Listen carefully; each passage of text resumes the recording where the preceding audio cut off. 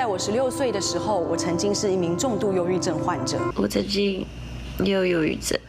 艺人欧阳靖全内拢得过忧郁症。健保署统计，像伊安尼咧食抗忧郁症药仔的人，逐年拢咧增加。2015年，全台湾有119.4万人，到2019年增加到139.7万人。详细分析，女性对69万增加到83万，比男性的49万增加到56万，各加真济。染色体就是不一样，荷尔蒙就是不一样，那会不会天生这个就身体上的生理上就造成一些不同？那第二个就是女性的多重角色嘛，第三个部分是女生比较愿意看医生。照全球来看，得到忧郁症的人数嘛是女性比男性更较多。除了忧郁症，包括惊吓症、焦心症、夜忧症等等，拢会使用加剂量的忧郁症药来治疗。